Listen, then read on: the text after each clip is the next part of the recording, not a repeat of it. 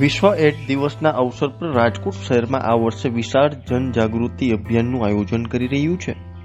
છેલ્લા 38 વર્ષથી ads awareness ક્ષેત્રે સતત કાર્યરત એડ્સ પ્રિવેન્શન ક્લબ આ વર્ષે વધુ વ્યાપક પહોંચે સાથે લોકોમાં જાગૃતિ લાવવાની તૈયારીમાં છે।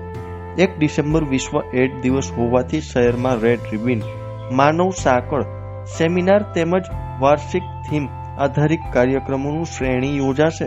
આ વર્ષેનું સૂત્ર વિષયો પર નિયંત્રણ એડ્સ પ્રતિભાવને નવી દિશા રાખવામાં આવ્યું છે। સંસ્થા દર વર્ષે 1 મહિના જેટલો અવસર જાગૃતિ માટે આપે છે, પરંતુ આ વર્ષે ખાસ કરીને સમયગાળાને વધારીને 4 મહિના સુધી રાખવામાં આવ્યો છે। માર્ચ 2026 સુધી શહેરની શાળાઓ, કોલેજો અને વિવિધ સંસ્થાઓમાં સતત અવેરનેસ સત્રો યોજાશે।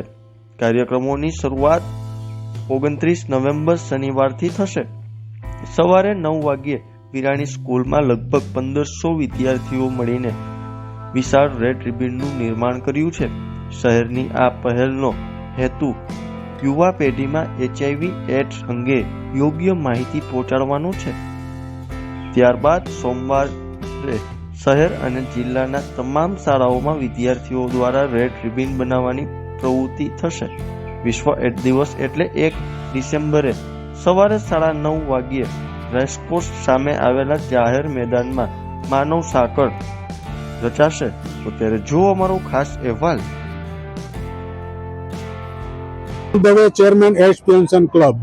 1 ડિસેમ્બર વિશ્વ એડ્સ દિવસ નિમિત્તે વિવિધ કાર્યક્રમોનું આયોજન કરવામાં આવ્યું છે, ત્યારે આજે અમે વિરાણી સ્કૂલ ખાતેથી 1000 વિદ્યાર્થીઓની વિશાળ રેડ રિબન પ્રારંભ કરવામાં આવી છે અને આ છાત્રોનો ઉત્સાહ છેલ્લા 15 વર્ષથી અમે વિરાણી સ્કૂલ ખાતે કરીએ છીએ।